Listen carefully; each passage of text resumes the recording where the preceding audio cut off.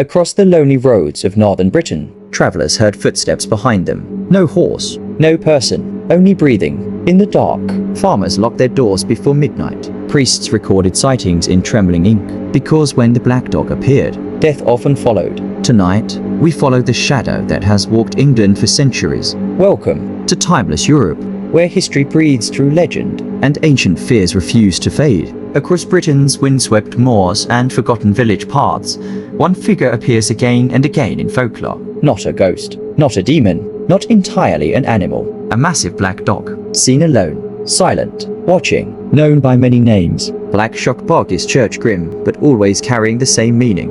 An omen, a warning, a presence walking between life and death. Tonight, we step into Britain's oldest shadow, the land that created the legend. Northern England was never an easy place to live. The moors stretched endlessly beneath grey skies, fog erased roads, storms arrived without warning. In regions like Yorkshire and East Anglia, isolation shaped belief. Villages were separated by miles of darkness. Travellers walked alone. And when fear meets loneliness, imagination awakens. But the black dog was not treated as imagination. It was recorded seriously. Clergy wrote about it. Judges referenced it. Entire communities agreed on its existence. The descriptions rarely changed. A huge black hound, shaggy fur darker than night, eyes glowing like burning coal, soundless footsteps, and a feeling that something knew your fate. The first sightings. One of the most famous encounters occurred in 1577, during a violent storm. Worshippers gathered inside a church in Suffolk. Lightning struck, thunder shook the building, and witnesses claimed a gigantic black dog ran through the doors. It moved between people silently. Moments later, the parishioners collapsed dead. The creature vanished. Church records described the event carefully, not as myth, but as fact. This apparition became known as Black Shuck. From that day onward, sightings multiplied. Farmers saw it walking hedgerows. Travelers met it at crossroads. Some survived unharmed, others died shortly afterward. Coincidence or omen? The question lingered. The Barghest of the north. Further north, another name appeared, the Barghest. Unlike Black Shuck, this spirit seemed territorial. It guarded specific places, old bridges, burial grounds, ruined monasteries. Witnesses described paralysis when encountering it, a freezing fear that prevented movement. Many accounts followed the same pattern. The dog appeared, it stared silently, then vanished.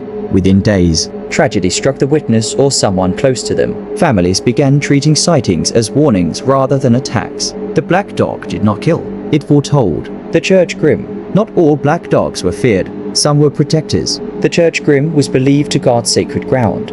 According to medieval tradition, a dog was sometimes buried beneath a new church. Its spirit would remain as eternal guardian. People claim to glimpse a spectral dog patrolling graveyards at night. Unlike the Barghest, the church grim harmed no innocent soul. It watched silently, ensuring the dead rested peacefully. Here, the legend shifts. The black dog was not purely evil.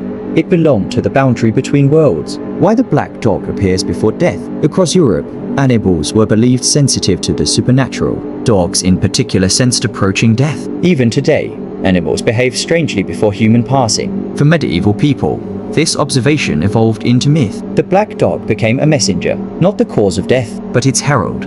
A spiritual escort walking beside souls nearing the end of their journey. Psychology of the legend. Why always a dog? Because dogs symbolize loyalty, protection, companionship. The idea of death arriving as a familiar animal softened fear. Instead of monsters, people imagined a guide, something that walked with them into the unknown. The legend reveals more about humanity than horror. It shows our desire to believe death is not faced alone. Modern encounters. Even today, sightings continue. Drivers report massive dogs crossing empty roads at night. Hikers describe being followed by unseen footsteps. Photographs occasionally capture unexplained dark shapes. Most are dismissed, yet witnesses remain convinced. Because the feeling never changes. Not terror, but awareness.